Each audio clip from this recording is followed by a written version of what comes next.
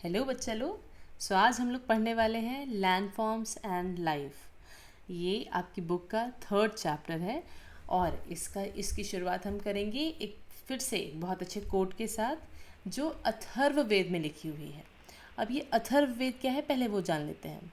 अथर्ववेद हमारे चार वेदों में से फोर्थ वेद है। तो हमारे पुराने टाइम में चार वेद लिखे हुए थे। ठीक है, चार बुक्स थी। इन चारों बुक का नाम है वेद, पर अलग अलग वेद हैं। पहली वाली बुक है ऋग्वेद, दूसरी है यजुर्वेद, तीसरी है सामवेद और चौथी है हमारी अथर्ववेद। अथर्ववेद में बहुत सारे चैप्टर्स हैं, तो उसी में एक चैप्टर है भूमि सूक्त। भूमि सूक्त का मतलब होता है वो हाइम्स, वो श्लोक जो अर्थ के ऊपर लिखे हुए हैं, हमारी धरती के ऊपर जो श्लोक लिखे हुए हैं उनमें से हमने ये श्लोक उठाया है, ये हाइम उठाया है। उसका सिंप्लीफाइड फॉर्म कह सकते हैं। तो ये अथर्ववेद में से एक सिंप्लीफाइड फॉर्म ऑफ कोट लिया हुआ है। अब देखिए क्या बोलता है वो quote. Free from the burden of human being may the earth with many heights, slopes and great plains bearing plants endowed with varied powers spread out for us and show us her riches. The earth is my mother and I am her child. अब इसमें जो writer है जो वो बोल रहे हैं कि जो ह्यूमन बींग्स के बर्डन से अगर अर्थ हमारी फ्री हो जाए तो अर्थ के जो हाइट्स हैं मतलब माउंटेन्स की बात हो रही है, स्लोप्स हैं मतलब हिल्स की बात हो रही है, प्लेट्यूज़ की बात हो रही है, ग्रेट प्लेन्स है मतलब जो फ्लैट लैंड है हमारा, प्लेन्स की बात हो रही है, और वो धरती जो प्लांट्स को बियर करती है, मतलब प्लांट्स होते हैं जिनमें और जिसमें बहुत सारी पावर्स हैं। धरती में पावर्स होती हैं, इतनी मेडिसिनल गुण होते हैं उसमें, है ना। तो ये सब है हमारी अर्थ में और वो ये सब हम तक फैलाएगी और हमें अपने जो रिचेस हैं इनमें ये जो नेचुरल एबिलिटीज़ हैं हमारे अर्थ की वो हमें तब शो कर पाएगी जब धरती ह्यूमन बींग्स के बर्डन से दूर हो जाएगी, है ना। और फिर इसने राइटर ने लिखा है कि अर्थ जो है, धरती जो है वो मेरी माता है और मैं इसका बच्चा हूँ। ठीक है, इससे हमें पता चलता है कि बहुत पहले टाइम से ही, आज से 1000 साल 1500 साल पहले से ही हमें ये पता था कि जो अर्थ है उसमें अलग अलग लैंड फॉर्म्स हुआ करते थे और हम पहले से ही अर्थ को उतनी ही इम्पोर्टेंस देते हैं जितनी आज देते हैं। और हम बस ये बताना चाह रहे हैं कि हमारे अर्थ को एक्सप्लॉइट नहीं करना चाहिए। ठीक है, चलिए इसके साथ हम शुरुआत करते हैं अपने चैप्टर की। आते हैं बिग क्वेश्चंस पे। जब ये चैप्टर ख़त्म हो जाएगा तो आप ये सारे क्वेश्चन सॉल्व कर पाएंगे। कौन से questions? What are the major types of landforms and their significance to life and culture?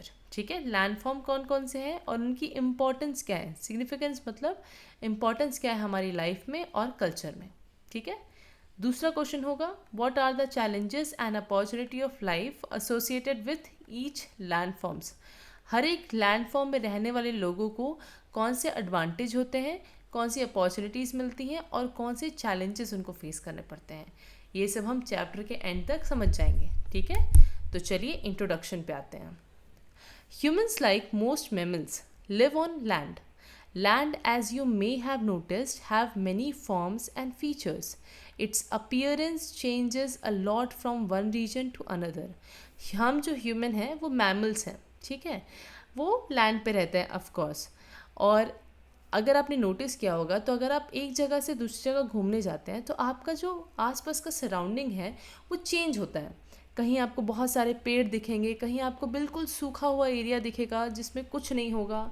ठीक है, कहीं आपको कम पेड़ दिखेंगे, कहीं आपको कुछ ऐसे रीजन दिखेंगे जहाँ पर आपको mountains kind of hill kind of structure मिले। कहीं अगर आप हिमालय साइड जाएंगे तो आपको बहुत बड़े बड़े स्ट्रक्चर दिखेंगे। तो सपोज़ कीजिए आप ट्रैवल कर रहे हैं बाय रोड और आप छोटा नागपुर प्लेट्यू है बच्चा, एक जगह है झारखंड में। ठीक है, वहाँ से आप जा रहे हैं प्रयागराज उत्तर प्रदेश में। प्रयागराज वो जगह है जहाँ पर गंगा और यमुना मिलती है। ठीक है, और आप वहाँ से जा रहे हैं अल्मोड़ा उत्तराखंड में। अल्मोड़ा एक जगह है उत्तराखंड की। अब आप अगर इस रास्ते से जाते हैं तो आपको बहुत अलग अलग लैंडस्केप दिखेंगे। क्यों? क्योंकि यहाँ पर ये जो लैंड है ये मेजर लैंड फॉर्म्स का एरिया है। मतलब ये 3 अलग अलग एरियाज़ हैं जहाँ पर अलग अलग तरह के लैंड फॉर्म्स हैं। कैसे? देखिए, झारखंड में छोटा नागपुर में आपको दिखेगा प्लेट्यू, ठीक है, अ टेबल लाइक स्ट्रक्चर। ठीक। दूसरा, प्रयागराज में आपको दिखेगा पूरे प्लेन एरिया। इसका जो एरिया है बहुत प्लेन होता है, यहाँ पर मोस्टली रिवर्स रहती हैं और यहाँ पर एग्रीकल्चर बहुत अच्छा होता है। और अल्मोड़ा में आपको, उत्तराखंड में आपको दिखेंगे माउंटेन रेंजेस, बहुत सारे माउंटेन रेंजेस और बहुत सुंदर माउंटेन रेंजेस। ठीक है। A landform is a physical features on the surface of our planet Earth. Landform क्या होते हैं बेटा? फिजिकल फीचर होता है लैंड के, कि वो दिखने में कैसा है लैंड। पीक वाला है या यू शेप का है या प्लेन है, तो ये हो गया हमारा लैंडफॉर्म। ठीक है। That take shapes over millions of year and have a significant connection with the environment and life. हर एक जो लैंडफॉर्म होता है उसको बनने के लिए मिलियंस ऑफ ईयर लग जाते हैं। ठीक है। और इन लैंडफॉर्म्स की अपनी एक इम्पॉर्टेंस होती है और ये कनेक्टेड होते हैं आसपास की सराउंडिंग से, आसपास के नेचर से और आसपास की लाइफ से। इसका मतलब ये है कि आपको हर लैंडस्केप पे, हर लैंडफॉर्म पे आपको अलग तरीके के जानवर मिलेंगे और प्लांट्स मिलेंगे। ठीक है। और यहाँ पर जो लोग रहते हैं उनके रहने का तरीका भी अलग होगा। इसी बेसिस पे लैंडफॉर्म्स को हमने 3 कैटेगरीज में डिवाइड किया है। पहला है माउंटेन्स, दूसरा है प्लेट्यूज और तीसरा है प्लेन्स। ठीक है। अब these landforms have different climates. इन तीनों में ही अलग अलग तरह का क्लाइमेट होता है जो कि इससे अफेक्टेड होता है। बिकॉज वहाँ माउंटेन है इसलिए वहाँ पर एक सर्टन टाइप ऑफ मौसम रहेगा। ठीक। एंड इसी लैंडफॉर्म्स में अलग अलग तरह के फ्लोरा मतलब प्लांट्स और फौना मतलब एनिमल्स होते हैं उस रीजन के। ठीक है। ह्यूमन जो है वो वहाँ रहते रहते अडेप्ट कर जाते हैं हर लैंडफॉर्म में। And number of people live और different kind of landforms vary throughout the world. ठीक है।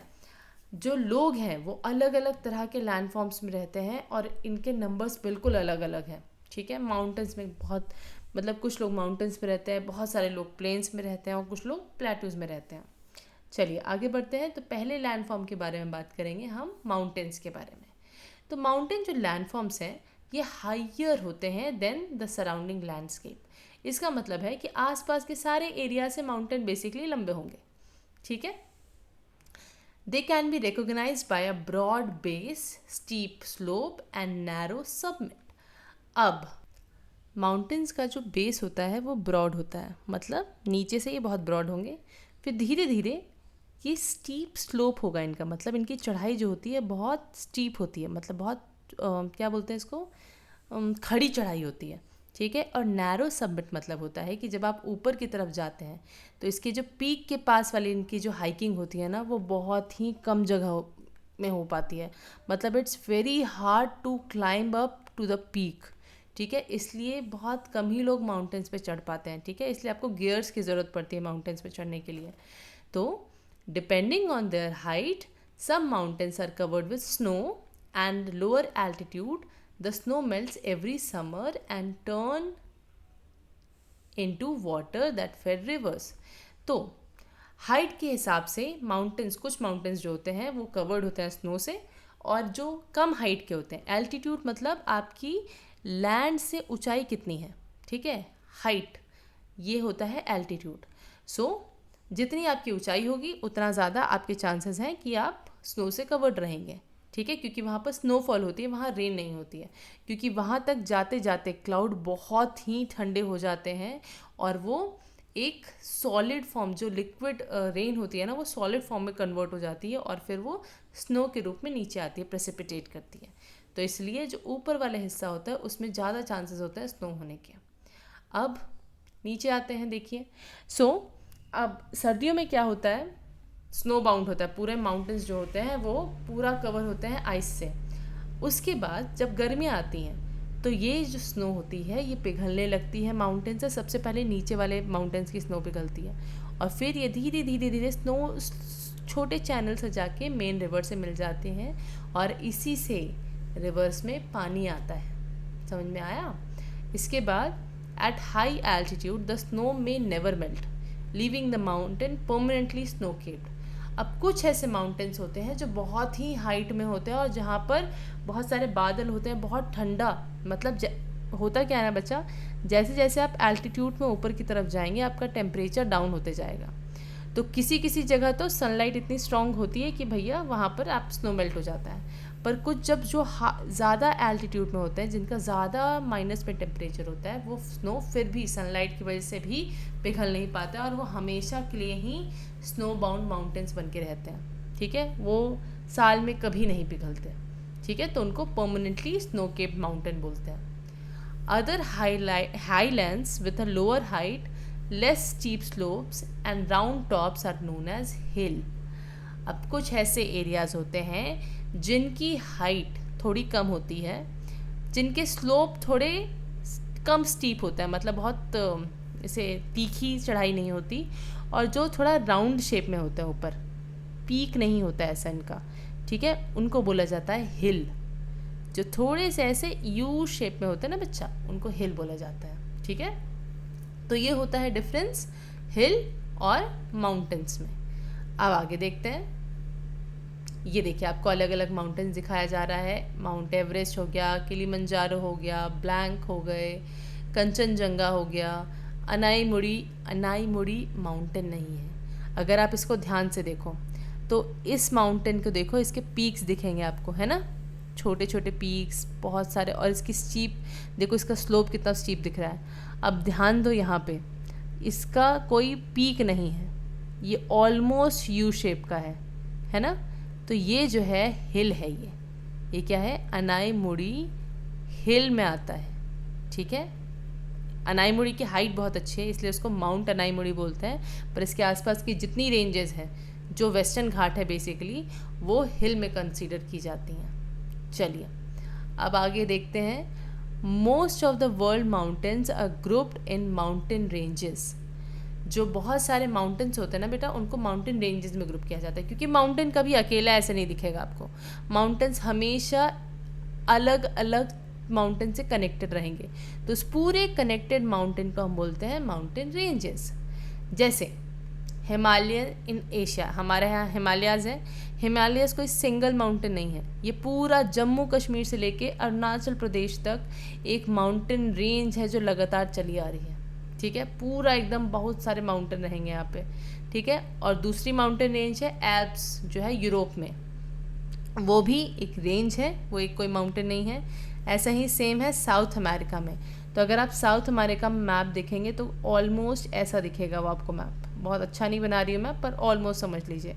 तो एंडीज़ जो हैं साउथ अमेरिका के माउंटेन, वो ऐसे पूरे कवर होते हैं, start from the very start to the very down. ठीक है, ये पूरा बहुत बड़ा माउंटेन रेंज है और ये जो है थाउजेंड्स ऑफ किलोमीटर्स तक के होते हैं बच्चा। ठीक है, तो चलिए अब बात करते हैं। कुछ माउंटेन्स रेंजेस जो होते हैं उनकी हाइट छोटी होती है। ठीक है, जैसे 1000 मीटर्स। फिर कुछ होते हैं 2000 मीटर के, ये जो है 5000 मीटर या 4,500 मीटर्स के हो सकते हैं, 6000 मीटर, 8000 मीटर। जो हाईएस्ट माउंटेन पीक है हमारा वो है 8849 मीटर्स का, वो है हमारे माउंट एवरेस्ट। वो अकेला ऐसा माउंटेन है जो इतना ऊंचा है। बाकी की जो पीक्स हैं, दुनिया की सारी पीक्स इससे छोटी हैं। ठीक, चलिए अब देखते हैं। ये जो 6 माउंटेन्स आपको बताए गए हैं दुनिया के, ये जो है विजुअल इम्प्रेशन है from very lowest height to the highest height. अब जो सबसे पहला है वो है माउंट एवरेस्ट, जो तिब्बत, चाइना और नेपाल के बीच में आ पड़ता है। ये बेसिकली बॉर्डर पे आता है ये। ठीक है, and Kanchenjunga between Nepal and Indian state of Sikkim. तो कंचनजंगा और माउंट एवरेस्ट ये जो है एक पड़ता है तिब्बत और नेपाल के बॉर्डर पे, और कंचनजंगा एकदम ये बॉर्डर है मान लो नेपाल और सिक्किम का, और ये वहाँ पड़ता है कंचनजंगा। ठीक है, are 2 highest peak of Himalayan ranges. Himalayan ranges के ये 2 सबसे ऊंचे पहाड़ हैं। इसके बाद आता है माउंट अकोनगुआ। ठीक है, अकोनगुआ साउथ अमेरिका में है और ये हाईएस्ट पीक है एंडीज़ माउंटेन का। ठीक है, एंडीज़ रेंज बताया ना आपको, उसका है। फिर आता है माउंट किलिमंजारो, ये ईस्टर्न अफ्रीका में आता है और ये एक आइसोलेटेड माउंटेन है that is not part of any range. Kilimanjaro जो है वो किसी रेंज का पार्ट नहीं है, मतलब इसके आसपास बहुत सारे माउंटेन नहीं दिखेंगे आपको, ये अकेला एक माउंटेन है वहाँ पे। ठीक है, ये क्या है, अकेला एक माउंटेन है, इसलिए कोई रेंज का हिस्सा नहीं है ये। तो याद रखिएगा कि कौन सा ऐसा माउंटेन है जो अकेला है जिसका कोई रेंज नहीं है, तो वह है हमारा किलिमंजारो जो ईस्टर्न अफ्रीका में आता है। उसके बाद है माउंट ब्लैंक, ये है वेस्टर्न यूरोप में, ये हाईएस्ट माउंटेन है किसका, एल्प्स रेंज का। तो रेंजेस में भी कौन सा माउंटेन सबसे बड़ा है उसको हम नाम दे देते हैं, और वैसे ही हमारा एक माउंटेन कौन सा, ब्लैंक। ठीक है, फिर है अनाईमुड़ी, ये केरला में पड़ता है, इसको अनाई पीक भी बोला जाता है, ये highest mountain in south India है। इसके आसपास अगर आप देखोगे पूरा वेस्टर्न घाट की हिल्स हैं, और ये अकेला एक माउंटेन है जो इतना बड़ा है। ठीक, तो ये हमने बात की डिफरेंट माउंटेन रेंजेस और माउंटेन्स की। इसके बाद आता है mountains with tall and sharp peak, मतलब एक ऐसा माउंटेन जिसके टॉल और शार्प पीक हो, मतलब ऊपर जाके एकदम वी शेप में आता हो। Like Himalayas are relatively young, जिन माउंटेन्स की पीक जो बहुत शार्प होती है ना, तो वो यंग होते हैं। अब यंग का मतलब ये नहीं है कि मतलब 1-2 साल पहले बने हैं, यंग का मतलब है कि अर्थ हिस्ट्री में वो रिसेंटली बने हैं, but they are still millions of years ago they have been constructed. ठीक है, मिलियंस ऑफ ईयर असल में अर्थ की हिस्ट्री के लिए बहुत छोटा ईयर होता है, तो डोंट वरी अबाउट इट। ठीक, अब देखो, shorter and more rounded mountains and hill like Aravalli range are much older and have been rounded by erosion। अब comparatively जो छोटे और राउंड माउंटेन होते हैं ना, या हिल होता है, वो क्या होते हैं, बहुत पुराने होते हैं, और वो इनकी ऐसी हालत कौन कर देता है, इरोजन करता है। आइदर ये इरोजन हवा करेगी, या तो ये इरोजन मतलब तोड़ फोड़। ठीक है, अब ये तोड़फोड़ या तो हवा करेगी, या तो पानी करेगा, या तो बारिश करेगा, मतलब पानी में बारिश भी आ जाता है, या तो ग्लेशियर कर रहा होगा, या तो बस विंड, वाटर एंड ग्लेशियर, ये जो है एजेंट्स हैं, इरोजनल एजेंट्स हैं। ठीक है, तो याद रखना इनको। Now sometimes as with the Himalayas, upliftment as well as erosion continue to this date। अब हिमालयाज़ के साथ एक कैच है, जो हिमालयन रेंज है ना बेटा, वो आज तक इरोड भी हो रही है और ऊपर की तरफ बढ़ती भी जा रही है। लैंड जो होता है ना बच्चा, वो नीचे प्लेट्स होती हैं लैंड के, और इसकी दोनों लैंड जो है प्लेट्स हैं एक दूसरे को पुश करती हैं, तो जब पुश करती हैं तो ऊपर का जो माउंटेन है उसकी हाइट और बढ़ते जाती है। अब कुछ ये जो है, जो हाइट बढ़ती है वो कुछ सेंटीमीटर हर साल बढ़ती है। अगर आपको याद होगा, आपने पहले कभी अगर हिमालय एवरेस्ट की हाइट पढ़ी होगी, तो पहले बुक्स में ये था 8848, पर अगर आप अपनी बुक चेक करोगे अभी, तो हिमालय की हाइट चेंज करके इन्होंने कर दी है 8849 मीटर्स कर दी है। ठीक है, ये लास्ट डिजिट चेंज हो गया है। तो हिमालयाज़ जो है आज भी अपनी हाइट में ग्रो कर रहे हैं। ठीक है, चलिए माउंटेन का इन्वायरमेंट कैसा होता है अब हम ये बात करते हैं। तो माउंटेन स्लोप जो होते हैं वो covered with different type of forest. अब माउंटेन के जो स्लोप होते हैं ना, ये ऐसा ही वाला स्ट्रक्चर होता है, ये पूरे माउंटेन ट्री से कवर होता है। इसी ट्री से कवर होने की वजह से इसको माउंटेन फॉरेस्ट बोलते हैं। माउंटेन फॉरेस्ट मतलब कुछ नहीं होता, वो फॉरेस्ट जो माउंटेन्स में ग्रो करते हैं, माउंटेनियस रीजन में ग्रो करते हैं, उसी को माउंटेन फॉरेस्ट बोलते हैं। ठीक है, ये बेसिकली कॉनिफर ट्रीज होते हैं सच एज पाइन, फir, spruce and deodar are basically common species हैं माउंटेन्स में ग्रो होने वाली। ठीक है, और इन सब का जो शेप होता है ना बेटा, वो होता है कोन जैसा। ठीक है, अब देखो ऐसा इसका शेप जो होगा ना ट्री का, ऑलमोस्ट ऐसा होगा। ठीक है, बीच में जो इसके, अब देखो ये जितने भी हैं, पाइन हो गया, फीर हो गया या देवदार हो गया, ये जितने भी ट्रीज़ हैं ना, सबका स्ट्रक्चर ऐसा होता है, बस उनके पत्तों का कलर या पत्ते थोड़े अलग होते हैं, बस वही है।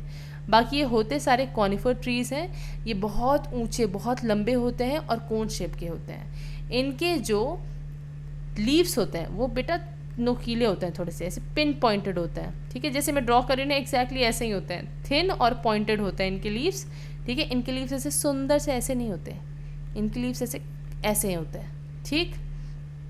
और अगर आप और ऊंचाई में जाते हो, माउंटेन्स में भी अगर आप और ऊंचाई में जाते हो तो वहाँ सिर्फ ग्रासेस मिलेंगी आपको, और अगर आप और ऊंचाई में जाओगे तो आपको सिर्फ मॉसेस और लीचन्स मिलेंगे। आपने कभी पत्थर पे एल्गी लगते हुए देखा है? तो वैसे मॉसेस और लीचन्स भी लगते हैं, ठीक है। ग्रीन कलर के होते हैं और मतलब बहुत ही ऐसे ऐसे से होते हैं, मैं दिखाती हूँ आपको, ऐसे से होते हैं। एक पत्थर मान लो, उसके ऊपर इस कलर का, वो प्लांट नहीं होता बेसिकली, वो बहुत छोटा सा एल्गी फंगी टाइप का स्ट्रक्चर होता है, ठीक। क्योंकि इतने एल्टीट्यूड में प्लांट्स नहीं सर्वाइव कर सकते हैं, तो जितनी आप ऊंचाई पे जाओगे बच्चा, उतना आप कम प्लांट्स देखते जाओगे, ठीक है। Now here are 2 verses from the long poem of Kalidas. तो कालिदास एक बहुत बड़े राइटर थे जिन्होंने शकुंतलम भी लिखी थी, तो इन्होंने 2 वर्सेस लिखे हैं, ठीक है। Who lived at least 1500 years ago and is often considered to be the greatest poet of ancient time. बहुत पुराने पोएट हैं और मतलब ग्रेटेस्ट माने जाते हैं। The poem Kumar Sambhav begin with the invocation to the Himalayas. अब पुराने ज़माने में एक पैटर्न था, जब भी आप कभी पोएम लिखते थे तो आपको सबसे पहला जो पेज था उसमें भगवान के बारे में या किसी नेचुरल चीज़ के बारे में आपको लिखना होता था। तो इन्होंने जो पहला, जब इन्होंने अपनी कुमार संभव बुक या पोएम शुरू करने से पहले इन्होंने हिमालयाज़ को याद किया था, ठीक है। तो इसमें ये लिखते हैं, बेसिकली ये संस्कृत में लिखा हुआ था पहले, अब इसको ट्रांसलेट किया गया है, सिंप्लीफाइड ट्रांसलेशन है इसका, ईजी करके बता रहे हैं आपको बेसिकली। तो इसमें लिखा हुआ है कि जो नॉर्थ है हमारा, नॉर्थ डायरेक्शन, क्योंकि माउंटेन्स जो हमारे नॉर्थ में है, ये वाले माउंट हिमालयाज़, तो वो बता रहे हैं कि नॉर्थ में हमारे हिमालयाज़ राइज करते हैं, मतलब हमारे हिमालयाज़ हैं, ये जो है माउंटेन्स के भगवान हैं, लॉर्ड ऑफ माउंटेन्स हैं। लाइक अ लिविंग गॉड, ये ऐसा लगता है कि ये जिंदा भगवान जैसे हैं, ठीक है। They major the earth and stretches from western to eastern ocean. ये जो है इतने लंबे हैं कि ऐसा लगता है कि अर्थ को नापना चाह रहे हैं, और ये वेस्ट से लेके ईस्ट में है, ठीक है। वेस्ट से लेके ईस्टर्न ओशियन तक में है, मतलब मान के चलो अरेबियन सी से लेके बे ऑफ बंगाल तक की बात कर रहे हैं ये। Now from it the winds come down carrying spray from descending Ganga, ठीक है।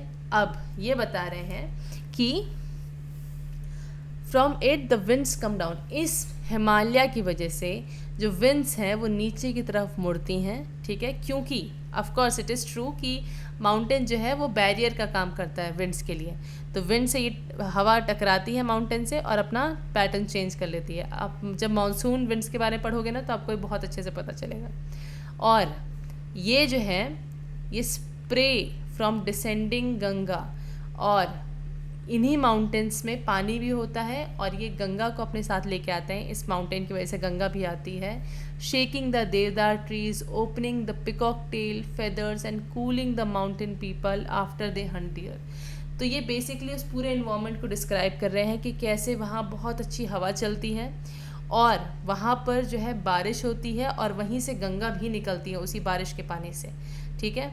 और उसके ग्लेशियर के मेल्ट होने की वजह से यहाँ बहुत सारे देवदार ट्रीज़ हैं जो उसी हवा की वजह से लहराते हैं, और ऐसा लगता है कि पिकॉक जो है, अब इतनी अच्छी बारिश होती है कि पिकॉक जो है वो अपना पूरा फेदर ओपन करता है, और यही हवा और पानी माउंटेन के लोगों को कूल डाउन करती है, उनको बहुत राहत पहुंचाती है जब उन्होंने डियर को हंट कर लिया, डियर का शिकार करके जब वो बैठे होते हैं। तो इससे हमें क्या पता चलता है कि पुराने ज़माने में लोगों को पता था कि माउंटेन में जो लोग रहते हैं वो बेसिकली हंटिंग करके ही अपना काम चलाते थे, ठीक है। माउंटेन्स में फार्मिंग होती है पर बहुत मुश्किल से होती है, तो इसलिए उनका जो मेजर काम होता है वो होता है हंटिंग। चलिए अब बात करते हैं हम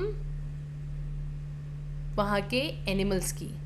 तो है पेरिग्रिन फैल्कन है हमारे पास, हिमालयन ताहर है, ठीक है, ये है माउंटेन हेयर, उसके बाद गोल्डन ईगल, कैनेडियन लैनेक्स, याक, आईबैक्स, ग्रे फॉक्स, ये सब माउंटेन एनिमल है। लेपर्ड भी आपको माउंटेन में मिलेंगे और ब्लैक डियर भी। अगर आपको वाइट लेपर्ड्स देखने हैं तो आपको हमारे यहाँ स्पीति में जाना पड़ेगा, वहाँ पर स्पेशली लोग विंटर्स में जाते हैं सिर्फ वाइट लेपर्ड्स देखने। ठीक है, स्पीति एक वैली है जो उत्तराखंड के अपर पार्ट में पड़ती है। ठीक है, चलिए आगे देखते हैं। अब माउंटेन्स में बहुत सारे फॉरेस्ट होते हैं, रिवर्स फ्लो करती हैं, लेक्स होते हैं, ग्रासलैंड्स होते हैं, केव्स होती हैं माउंटेन्स में। ठीक है, और माउंटेन्स में अलग अलग तरह के फौना मतलब एनिमल्स मिलेंगे आपको, जैसे हमने ऊपर देखा golden eagle, peregrine falcon, Canadian lynx and snow leopards, ibex, Himalayan tahr. ये सारे जो हमने ऊपर देखे, ये सारे जो है ये माउंटेन्स के स्पेशल एनिमल्स हैं जो माउंटेन्स में ही आपको मिलेंगे, नॉर्मल प्लेन एरिया में आपको नहीं मिलेंगे। फिर Ganga is a Indian name of the largest river originated in Himalaya. Ganga जो है एक इंडियन नेम है और ये जो है हिमालयस की सबसे लंबी रिवर्स है। ठीक है, और इनको गंगे भी बोला जाता है असल में। ये जो है इसकी जो लेंथ है गंगा की, माउंटेन से निकलते वक्त और ये ओशन से मिलते तक, ये है 2500 किलोमीटर्स।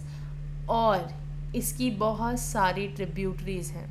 ट्रिब्यूटरीज़ मतलब होती हैं वो नदियाँ जो इसमें आके मिलती हैं।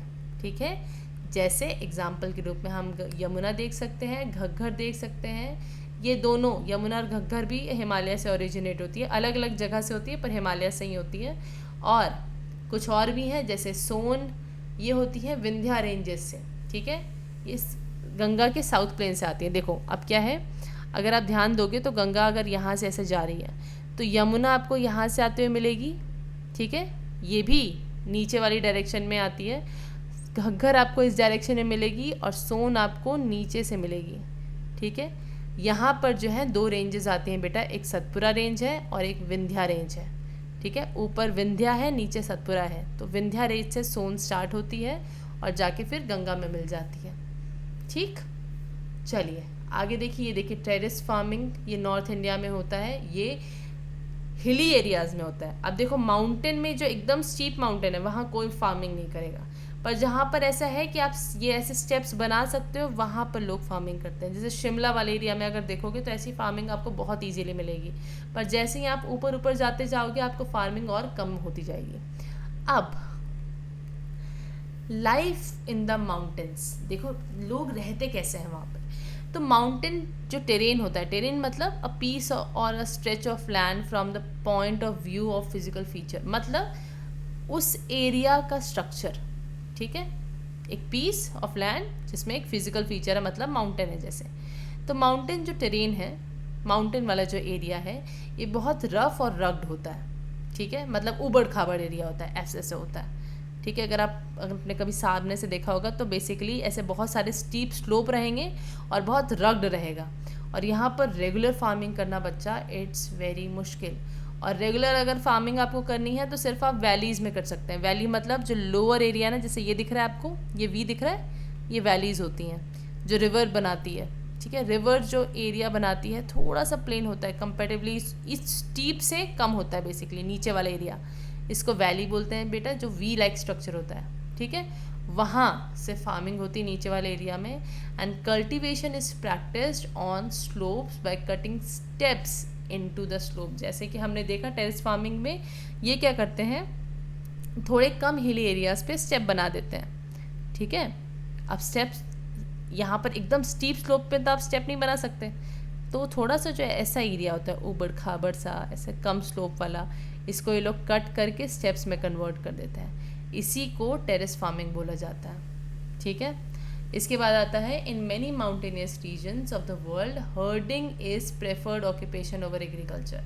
और माउंटेन्स में लोग एग्रीकल्चर को छोड़ के जानवर पालना ज़्यादा अच्छा समझते हैं। ठीक है, तो हर्डिंग करी जाती है, जानवर पाले जाते हैं, जानवर को चराया जाता है। ठीक है, चलिए अब माउंटेन्स में एक और बहुत इंपॉर्टेंट चीज़ होती है, वो है टूरिज़्म। टूरिज़्म जो है माउंटेन्स का सोर्स ऑफ इनकम होता है भैया, वहीं से पैसा आता है लोगों का। ठीक है, जो लोग माउंटेन में रहते हैं।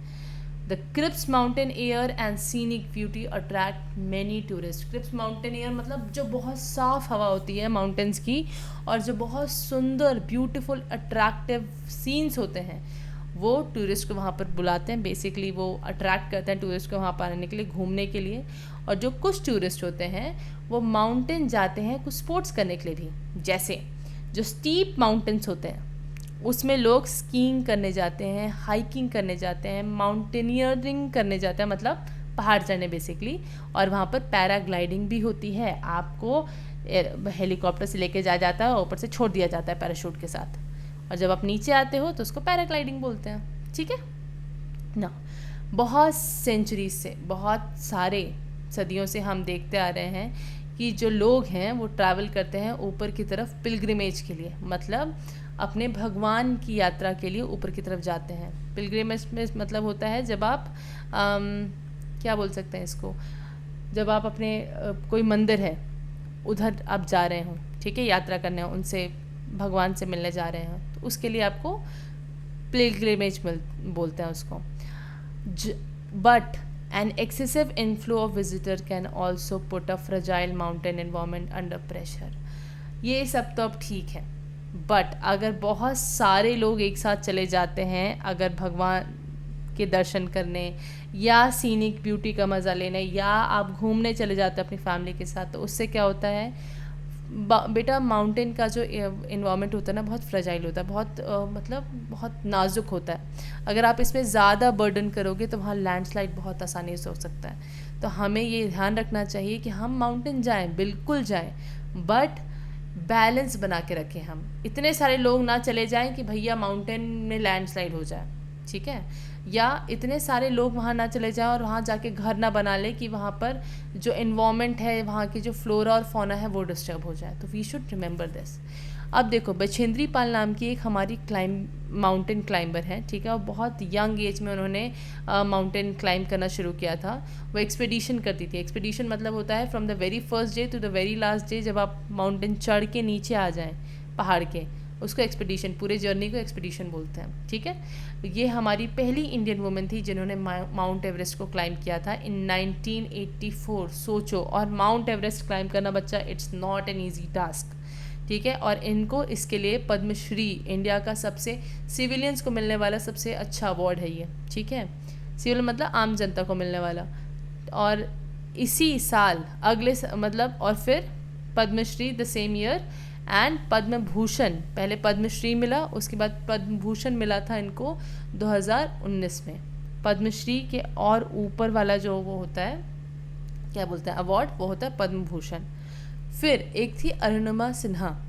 अब इन्होंने एक एक्सीडेंट में 22 की एज की थी और उन्होंने अपना एक लेग खो दिया था। ठीक है, एक्सीडेंट में इनका एक पैर चला गया था। तो बछेंद्री पाल ने इनको इनकरेज किया और इनको ट्रेन किया, और फिर इन्होंने भी माउंटेन क्लाइंबिंग की, और ये माउंट एवरेस्ट पे एक पैर के साथ चढ़ी थी 2013 में, सोचो। And she went on climbing the highest peak on every continent. फिर अरुणिमा सिन्हा को इतना अच्छा लगने लगा कि वो सिर्फ माउंट एवरेस्ट नहीं, वो हर एक कॉन्टिनेंट के सबसे हाईएस्ट पीक पे जाके चढ़ती थी। एंड डू यू नो, वो अंटार्कटिका के हाईएस्ट पीक पे भी चढ़ी हैं, including Mount Vinson in Antarctica, and उनको भी पद्मश्री मिला था इन 2015। ठीक है, तो mountain climbing is a great thing.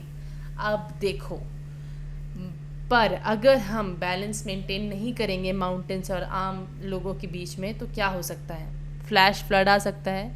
Flash flood का मतलब होता है sudden local flood often caused by cloud burst. अब नॉर्मल रेन जो होती है, आपने देखा होगा कि उसमें हल्की हल्की बूंदें पड़ रही है। जब ये बूंदें बहुत तेज़ होती हैं, बहुत तेज़ बारिश होती है, मतलब बहुत ही तेज़, उसको क्लाउड बर्स्ट बोलते हैं। ठीक है, और इसकी वजह से ये जो क्लाउड बर्स्ट है बेसिकली माउंटेन एरिया में बहुत आता है, तो इसकी वजह से फ्लैश फ्लड आ जाता है, सडन फ्लड हो जाता है एरिया और सब बह जाता है। ठीक है, इसके बाद लैंडस्लाइड, पूरे लैंड का सडन कोलैप्स हो जाना, नीचे गिर जाना। ठीक है, माउंटेन रॉक्स का नीचे गिर जाना, मिट्टी का नीचे गिर जाना, अचानक से रोड पे आ जाना, इसको बोलते हैं लैंडस्लाइड। ये देखो, पूरा एरिया नीचे की तरफ चला गया है। ठीक, इसके बाद होता है एवलांच। एवलांच होता है जब ये जो ऊपर जो ग्लेशियर दिख रहा है आपको, अब देखो स्नो और ग्लेशियर में अंतर क्या है। स्नो होती है एक पतली लेयर, ठीक है, स्नो मतलब पतली लेयर, और जब ये पतली लेयर, बहुत सारी लेयर स्नो की जब एक जगह जम जाती है, और सॉलिड रूप ले लेती है तो उसको ग्लेशियर बोलते हैं। तो कभी कभार ये ग्लेशियर डिस्टर्ब होके, क्योंकि लोग हाइकिंग करते हैं, माउंटेन क्लाइंबिंग करते हैं इस पे, और कभी कभार नेचुरली भी ये पूरा का पूरा ग्लेशियर उतर के नीचे आ जाता है अचानक से, इसको बोलते हैं एवलांच। और हैवी स्नोफॉल आप तो जानते ही हैं, अचानक से बहुत सारा बर्फ़ पड़ जाना। Cloud burst again violent rain storm होता है, ये बेसिकली बहुत ज़ोर से जब बारिश होती है तो उसको क्लाउड बर्स्ट बोलते हैं। आप यहाँ देख सकते हैं बूंदे, ये आपको दिख रही है ना, ये दिख रही है बूंदे, ये मतलब बहुत तेज़ी से एक साथ पानी गिर रहा है, इसलिए इसको क्लाउड बर्स्ट बोलते हैं। और इसी के साथ of course cold winter itself is a challenge. इतनी ठंडी हो जाती है बेटा, इतनी ठंडी हो जाती है वहाँ पर कि जो पाइप में पानी होता है ना, टंकी में पानी, वो जम जाता है और वो लोग पाइप ऑन नहीं कर सकते वरना पाइप फट जाएगा। ठीक है, तो इसलिए नल तो चलता ही नहीं है ठंडी में उनके यहाँ, इतनी इतनी ठंडी होती है वहाँ पर। सो अब हम बात करेंगे डोंट मिस आउट की। Many traditional communities around the world consider mountains to be sacred places and worship them. बहुत सारी ऐसी प्रजातियां हैं या बहुत सारी ऐसे ग्रुप्स हैं, कम्युनिटीज़ हैं हमारे यहाँ जो माउंटेन्स को पवित्र मानते हैं। सेक्रेड मतलब पवित्र स्थान मानते हैं और उनकी पूजा तक करते हैं। ठीक है, माउंट एवरेस्ट जो है हाईएस्ट माउंटेन है हमारे वर्ल्ड का और इसकी हाइट है 8849 मीटर्स। ठीक है, और तिब्बत में इसका अलग नाम है, इसका नाम है चोमोलुंगमा। ठीक है, एंड जिसका मतलब होता है mother goddess of the world. सोचो, हिमालयस को वो लोग गॉडेस मानते हैं, देवी मान रहे हैं। ठीक है, and worship the mountain as such. Nepali जो है उसको सागर मथा बोलते हैं, इसको बोलते हैं गॉडेसेस ऑफ स्काई। ये भी माउंटेन को देवी मानते हैं, बट किसकी? स्काई की। इसके बाद Mount Kailash in Tibet is held sacred by followers of Hinduism, Buddhism, Jainism and Bon. Ancient Tibet religion है बोन।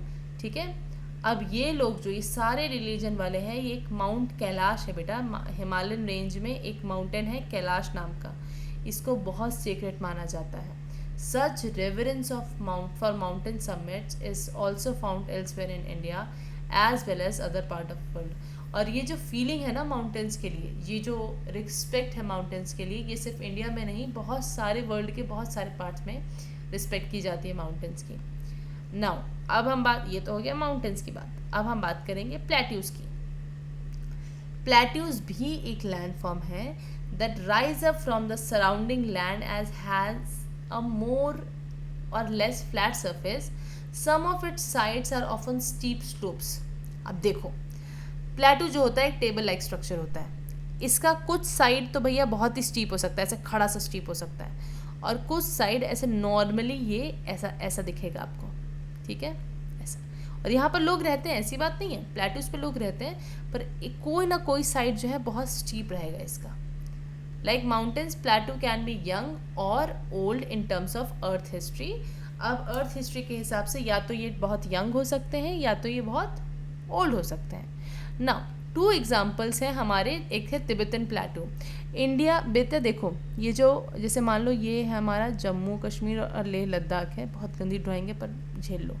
उसके बाद आता है हमारा नेपाल। ठीक है, उसके बाद यहाँ पर सिक्किम आता है। ये जो एरिया है ना जो इंडिया के पास है, ये वाला, ये चाइना में ही तिब्बत रीजन है। ये डिस्प्यूटेड एरिया है असल में, तो ये तिब्बत रीजन है और इस तिब्बत में ही बेसिकली तिब्बत रीजन एक प्लेट्यू है। ठीक है, और ये the largest and the highest plateau है वर्ल्ड का। तिब्बत प्लेट्यू जो है ना यहाँ पर जो है, ये लार्जेस्ट है और हाईएस्ट, सबसे ऊंचा भी है और सबसे बड़ा भी है। ठीक है, इसके बाद हमारा आता है डेक्कन प्लेट्यू। डेक्कन प्लेट्यू कहाँ है? ये शुरू होता है नर्मदा रिवर के नॉर्थ से। ठीक है, ये होता है ऐसे नीचे, सॉरी नर्मदा रिवर के साउथ से शुरू होता है डेक्कन प्लेट्यू अपना। ठीक, the highest plateau can vary from few hundred metres to the height of plateau start.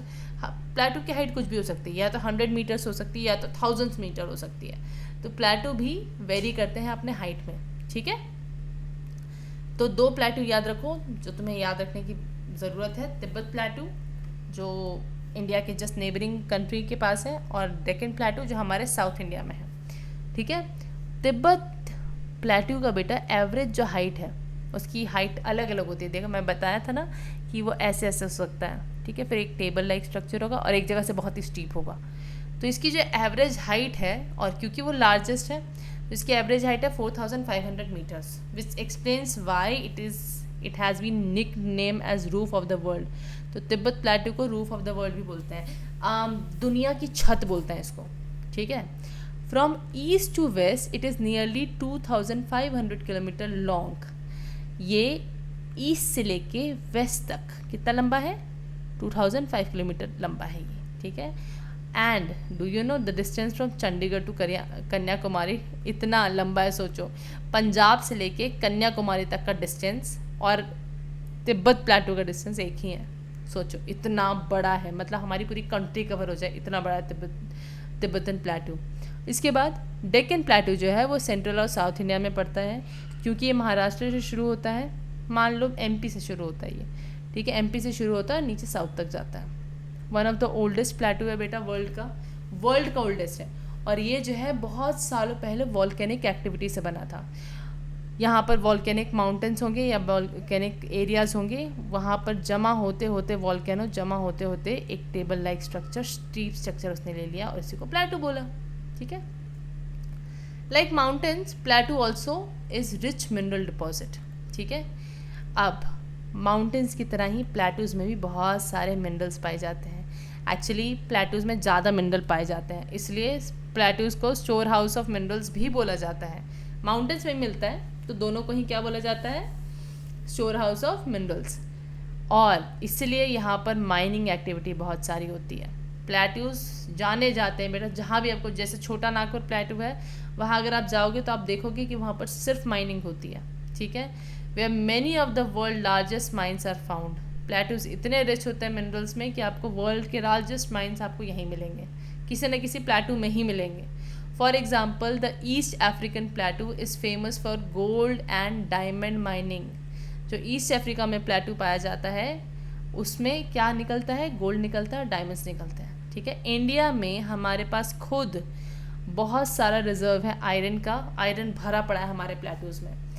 कोल मिलता है, मैग्नीज मिलता है, और ये सब कहाँ मिलता है? छोटा नागपुर प्लेटू में। और छोटा नागपुर कौन से स्टेट में है बेटा? झारखंड में है, ठीक है। बिहार के नीचे जस्ट झारखंड आता है। चलिए अब देखो, plateau environment is very diverse across the world. हर जगह वर्ल्ड में अलग अलग प्लेटूज़ का अलग अलग एनवायरनमेंट है। बहुत सारे प्लेटूज़ जो हैं वो रॉकी सॉइल के होते हैं, मतलब पथरीले सॉइल होते हैं, उसमें आप उसमें बहुत ज़्यादा वो नहीं कर सकते हैं, which makes them less fertile. क्योंकि वो पथरीला है तो ऑफको आप उसमें खेती नहीं कर सकते आप, ठीक है। और ऑफकोर्स प्लेन नहीं है तो आप खेती नहीं कर पाओगे उसको। उसके बाद an exceptions of that is lava plateau which is form through volcanic activity. हमारे यहाँ पर एक एक्सेप्शन भी है, जो प्लेटूज़ लावा की मदद से, वॉल्केनिक एक्टिविटी या लावा ठंडा होने की वजह से बनते हैं, वो बहुत रिच होते हैं ब्लैक सॉइल में। तो जो हमारा डेक्कन प्लेटू बेटा वो है बहुत रिच मिनरल्स में भी, और वहाँ पर ब्लैक सॉइल भी पाया जाता है जिसमें बहुत अच्छी खेती होती है, ग्राउंड नट की, कॉटन की, मतलब बहुत अच्छी, ठीक है। प्लेटू जो है वो बहुत सारे वाटरफॉल मिलते हैं आपको, मतलब प्लेटूज़ बिकॉज मैंने बताया कि वो स्टीप होते हैं एक जगह से, दूसरी जगह से वो नॉर्मल वाले कंडीशन में होंगे, पर एक न एक जगह से तो स्टीप होंगे वो पक्का। और स्टीप होने की वजह से डायरेक्टली वाटरफॉल बहुत देखने को मिलते हैं, जैसे विक्टोरिया फॉल हम जाम्बेजी रिवर में मिलता है जो साउथ अफ्रीका में है। साउथ अफ्रीका मतलब अफ्रीका जो कॉन्टिनेंट है उसके सबसे नीचे वाला कंट्री वो है साउथ अफ्रीका, ठीक है। फिर एक है हुंड्रू फॉल, ये सुवर्ण रेखा रिवर में है जो छोटा नागपुर प्लेटूज़ में पाई जाती हैं, ठीक है। ये अगेन झारखंड में होगा।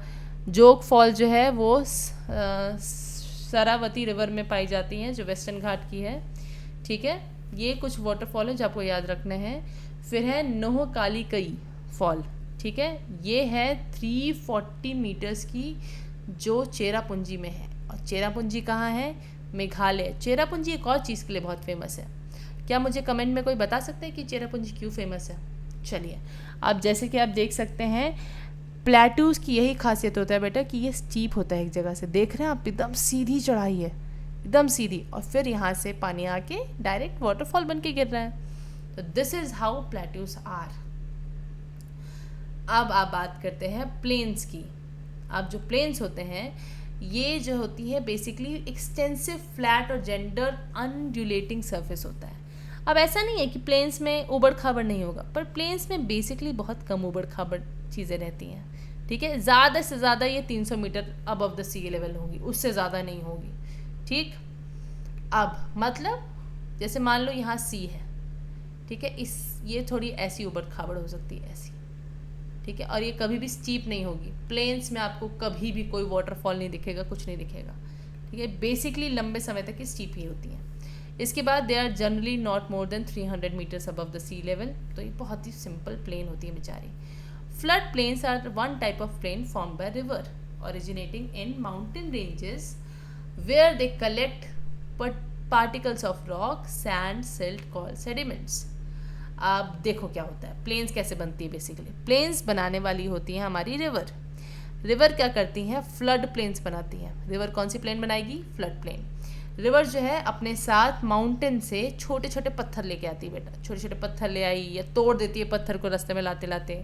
सैंड ले उठा के ले आती है। सिल्ट मतलब बहुत ही पतली मिट्टी को सिल्ट बोली जाती है, ठीक है। मुलायम मिट्टी को सिल्ट बोला जाता है, कीचड़ जैसी होती है वो। और इन सबको together they are called sediments.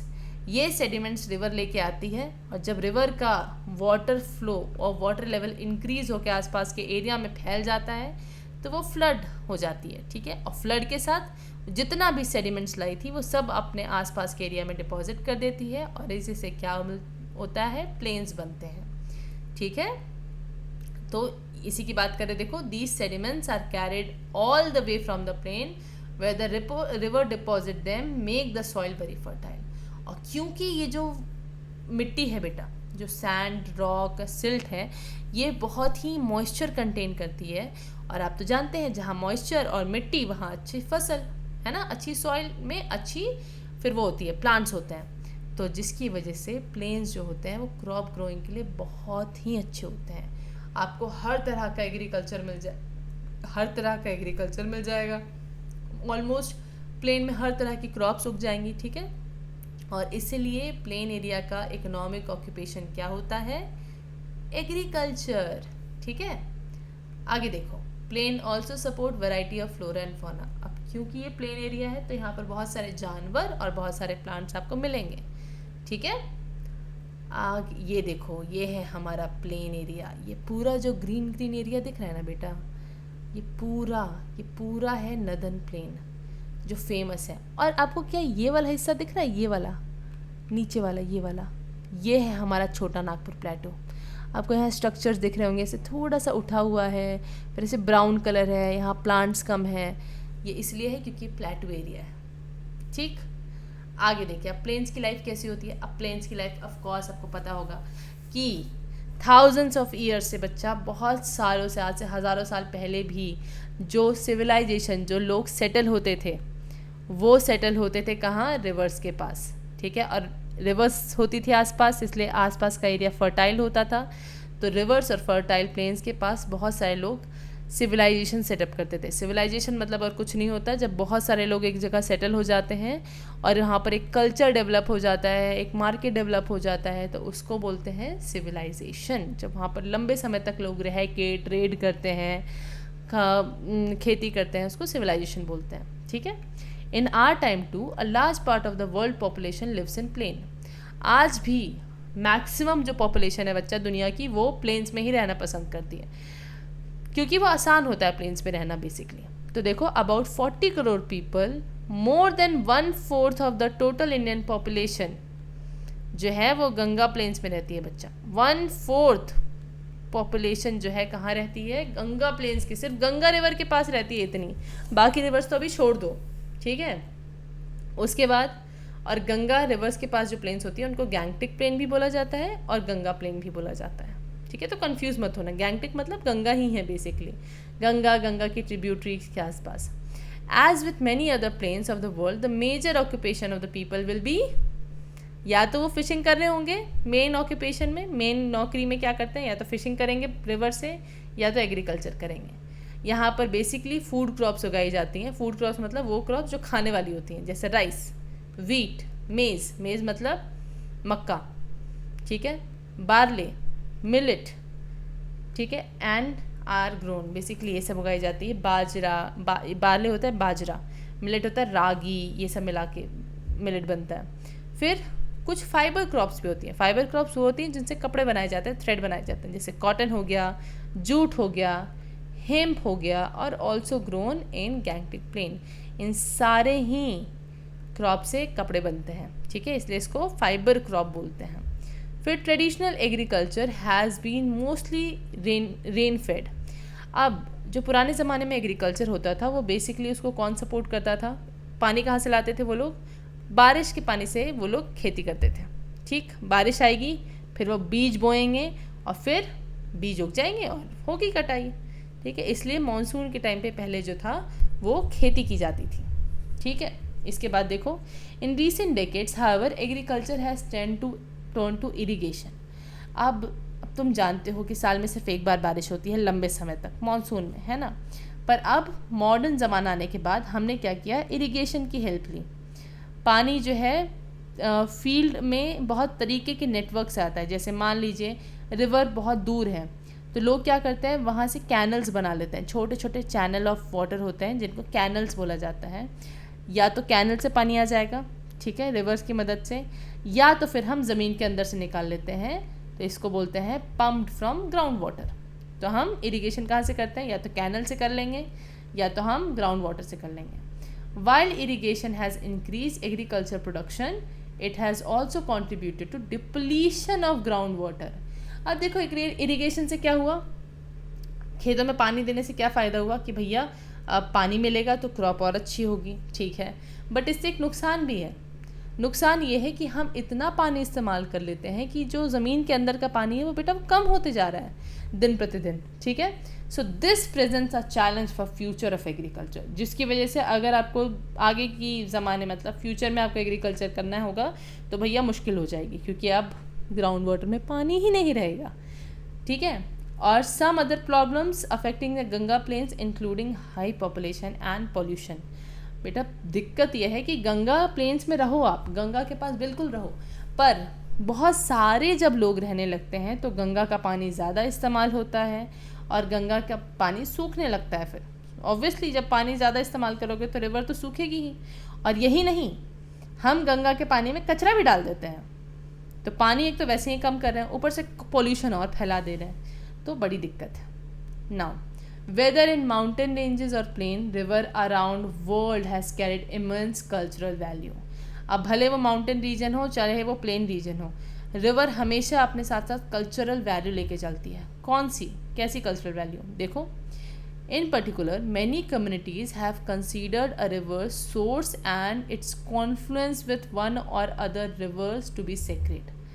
बहुत सारी जो कम्युनिटीज़ हैं, बहुत सारे जो लोग हैं, वो ऐसा मानते हैं कि रिवर्स जहाँ शुरू होती हैं और जहाँ दो रिवर्स आके मिलती हैं, जिसको कॉन्फ्लुएंस बोलते हैं, ठीक है, जहाँ से रिवर शुरू हो रही है और जहाँ रिवर दूसरी रिवर से मिल रही है, इन दोनों को बहुत सेक्रेट, पवित्र माना जाता है, ठीक है। और हमारे इंडिया में तो भैया बहुत सारे फेस्टिवल्स, बहुत सारे सेरेमनीज़, बहुत सारे रिचुअल्स, ठीक है, कंडक्ट किए जाते हैं इन लोकेशंस पे। हम लोग यहाँ फेस्टिवल भी मनाते हैं जहाँ दो रिवर्स मिलती है, जैसे प्रयागराज जहाँ मैंने बताया, वहाँ पर बहुत सारे फेस्टिवल मनाए जाते हैं, जैसे कुंभ मेला हो गया, वहीं पे मनाया जाता है, ठीक है। और 4 जगह है, पर वन ऑफ द फेमस जगह यही है, ठीक। तो यहाँ पर बहुत सारे रिचुअल सेलिब्रेट किए जाते हैं। अब देखो, because plains have a gentle slope, river navigation is easy and support a lot of economic activity. अब देखो, क्योंकि प्लेन एरिया में ना स्लोप्स नहीं होते, बहुत जेंटल स्लोप्स होते हैं, तो रिवर में जो है आसानी से आप एक जगह से दूसरी जगह जा सकते हो। जहाँ आप माउंटेन्स की बात करें, अगर आप माउंटेन्स की रिवर में नेविगेट करना चाहो ना बेटा, एक जगह से दूसरी जगह जाना चाहो, तो आप डूब चुके होगे पानी के अंदर, इतनी तेज़ रिवर होती है माउंटेन में। पर वही जब वो प्लेन्स में आती है तो उसकी स्पीड कंपेरेटिवली कम हो जाती है, और क्योंकि वो ऊबड़ खाबड़ नहीं होती है, इसलिए आप वहाँ पर आसानी से छोटी छोटी बोट्स में आप एक जगह से दूसरी जगह नेविगेट कर सकते हो, मतलब बोटिंग कर सकते हो, जा सकते हो, ठीक है। और इसलिए इकोनॉमिक एक्टिविटी को सपोर्ट भी मिलता है। अब कौन सी इकोनॉमिक एक्टिविटी? बेसिकली ट्रेड की बात कर रहे हैं ये, ठीक है। इन अर्ली डेज पीपल जो हैं वो रिवर्स का बहुत इस्तेमाल करते थे एक जगह से दूसरी जगह जाने के लिए।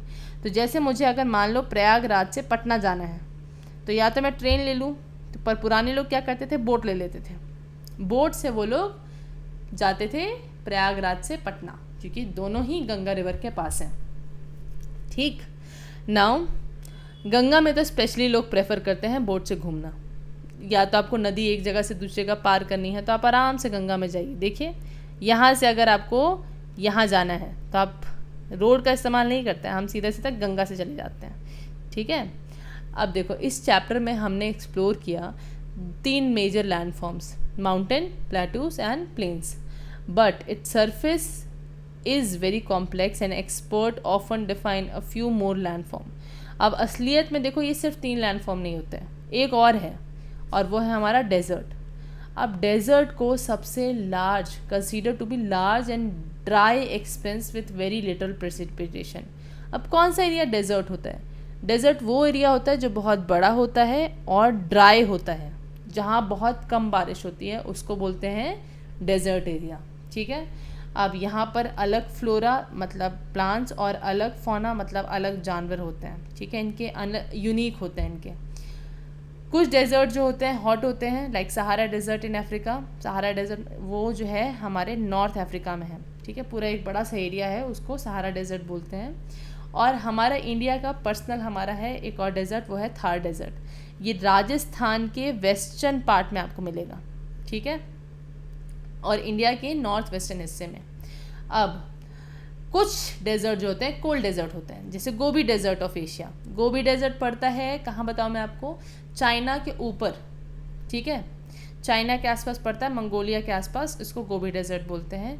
और हमारे यहाँ एक और कोल्ड डेजर्ट है, आपको पता है कौन सा? लेह वाला, लेह लद्दाख का जो रीजन है ना, there it is cold desert. ये बहुत खाली एरिया है और यहाँ बहुत कम फ्लोरा एंड फौना है और बहुत कम बारिश होती है, मतलब बहुत ही कम, और बहुत ड्राई रीजन है। ठीक है, और डिस्पाइट यहाँ पर बहुत मुश्किल से, मतलब बहुत हार्श लिविंग कंडीशन होती है, बहुत मुश्किल से लोग रहते हैं, क्योंकि ऑफकोर्स पानी कम है तो लोग कैसे ही रहेंगे। ठीक है, ह्यूमंस फिर भी अडेप्ट कर गए हैं बेटा इस डेजर्ट एरिया में, और आज भी लोग रहते हैं थार डेजर्ट में, अभी भी लोग रहते हैं। ठीक है, उनका रहने का तरीका, उनका पानी इस्तेमाल करने का तरीका बहुत अलग है। इंडिया में ऐसी बहुत सारी कम्युनिटीज़ हैं जो थार डेजर्ट में रहती हैं और माइग्रेट भी करती हैं। कभी कभार वो लोग वहाँ से आके दूसरी जगह चले जाते हैं, कभी कभार वापस थार डेजर्ट चले जाते हैं। ठीक है, सो माइग्रेटिंग थ्रू इट। ठीक है, holding rich cultural tradition such as folk song, legends related to the desert. So इन जो कम्युनिटीज़ के लोग होते हैं इनका खुद का अलग कल्चर होता है, इनका पहनने का तरीका बहुत अलग होता है, रहने का तरीका अलग होता है, और इनके गाने बहुत अलग होते हैं। इनके जो हीरोज़ होते हैं ना बेटा, वो भी बहुत अलग होते हैं, और ये सब रिलेटेड होता है डेजर्ट में। उनके कल्चर का सबसे एसेंशियल पार्ट होता है वो डेजर्ट। हमारे लिए भले वो मुश्किल लग सकता है, पर उनके लिए वो उनका कल्चर है। ठीक है, the diverse way in which humans have made all land forms their home is a testimony to our adaptability and resilience. जिस तरीके से बेटा हम अलग अलग लैंड फॉर्म में रह पाते हैं, इससे पता चलता है कि हम कितने अडेप्टेबल हैं, मतलब हम कितनी जल्दी चीज़ों के साथ घुल मिल जाते हैं, और हमारी अलग अलग रेजिलियंस मतलब होता है अलग अलग चैलेंजेस या डिफ़िकल्टीज से, मुश्किल से हालात से निपटने की जो काबिलियत है वो बहुत अच्छी है। ठीक है, हम हर मुश्किल का सॉल्यूशन निकाल लेते हैं, इसी को बोलते हैं रेजिलियंस। ठीक है, तो इससे हमें पता चलता है कि कितनी ह्यूमन बॉडी और ह्यूमन लाइफ कितनी अडेप्टेबल और रेजिलियंट होती है। अब देखो 5 तिनाइज, तिनाइज इसको तमिल में किसी और तरीके से प्रोनाउंस किया जाता होगा 101%। तो अगर किसी को आती है तो इसका प्रोनाउंसिएशन मुझे बताना। ठीक है, तो ये जो है तमिल संगम पोएट्री है। जो संगम पोएट्री होती है ना बेटा, ये तमिलियंस की मतलब बहुत पुरानी पोएट्री वो है, कलेक्शन है। ठीक है, इसमें भी सोचो संगम पोएट्री में भी 5 लैंडस्केप के बारे में, अलग अलग डेटीज़ मतलब भगवान के बारे में, उनके लाइफस्टाइल के बारे में लिखा हुआ था, उनके मूड के बारे में, इमोशंस के बारे में, जैसे लव, लॉन्गिंग, सेपरेशन, क्वेरल मतलब लड़ाई, इन सब के बारे में, लैंडस्केप के बारे में सोचो पहले से लिखा हुआ है, उनको पता है। तो एक है हमारे माउंटेनियस रीजन, जिसमें मेन ऑक्यूपेशन क्या है, हंटिंग और गैदरिंग। ये मैं नहीं बता रही, ये संगम टेक्स्ट आपको बता रहा है, ठीक है, उसमें पोइट्री में लिखा हुआ है कि ऐसा है। फिर है ग्रासलैंड एंड फॉरेस्ट, वहाँ पर कैटल, लोग जानवर पालते हैं बेसिकली। फिर फर्टाइल रीजन में फार्मिंग होती है। फिर कोस्टल रीजन है हमारे यहाँ, वहाँ पर फिशिंग और सी फारिंग होती है, मतलब लोग समुद्र में जाते हैं, ठीक है, और ट्रेडिंग करते हैं। और डेजर्ट एरिड मतलब ड्राई रीजन में लोग जर्नी करते हैं और फाइटिंग करते हैं। जर्निंग मतलब माइग्रेशन होता है, और एक जगह से दूसरी जगह मूव करने को बोलते हैं माइग्रेशन और जर्निंग। सो ये जो है ये हमें बताता है कि different classification of landform that the one we have seen, but they reflect a keen awareness of diverse region and their characteristics.